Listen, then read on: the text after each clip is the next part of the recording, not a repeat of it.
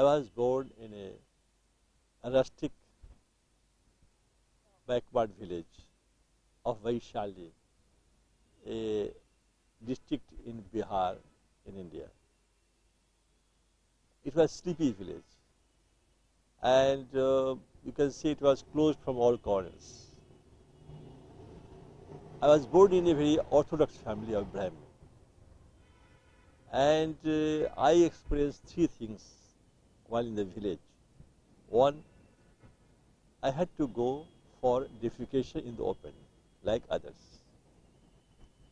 Then, in the neighborhood, I had a school, and when I used to go there, a woman used to clean and carry night soil of a landlord. I was unable to conceive why this particular lady comes and cleans the toilet and carries away. And what does she do? She had to live in the exterior part of the village, and she used to be called untouchables. At that time, I did not understand much about that. Then, one lady, she was untouchable, and she used to deliver the utensils made of bamboos in my house. But she was untouchable.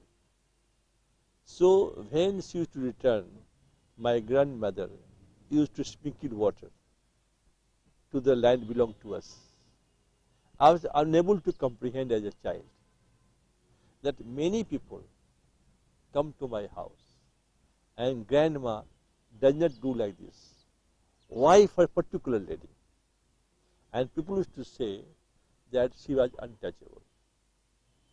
So, as a child, I was curious, and I used to touch her whenever I found time, just to see whether there was change in the complexion or anything in my body. One day what happened, that she was returning after delivering the utensils, and my grandmother started sprinkling water, and I touched her. She saw me touching, and she made hue and cry in the family. She asked the neighbors' boys to come, caught hold of me, and she forced me to swallow cow dung and to drink cow urine and Ganges water to purify myself. I was crying bitterly, but grandmother was not ready to hear. My mother was objecting to it, but she did not listen. And that was trauma of my life. I never thought why it happens like this. So I experienced all three things while I was in the village. But if you ask me, I had no connection. And I never thought that time will come or a day will come when I will be involved in solving all three problems. When I grew, I developed my interest in reading and writing. So I wanted to be a lecturer in the University of Patna, the Department of Sociology, the state which I belong. Somehow or other, I could not. I became a school teacher, did a small jobs, and finally I joined the society which was formed to celebrate the birth century of Mahatma Gandhi. There I was asked to fulfill the dreams of Mahatma Gandhi, to restore the human rights and dignity of untouchables. I told my general secretary about the incidents of my childhood. And I said, I am not an engineer by background. And unless I give an alternative to bucket toilets, how I can ask people not to use bucket toilets? He said, I don't know all these things. I see light in you. You can do it. So I went and lived in the colony of untouchables for 3 months to know their origins and the food habits, the living, the cultures, the morals, etc. While I was going to live in the colony, I was not sure to continue because my father was very sad because Brahmins and toilets cannot go together. And by then I was married. It was my early marriage.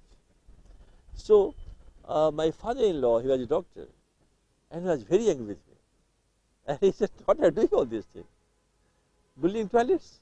I said, look, I am trying to change and turn over the pages of history of India.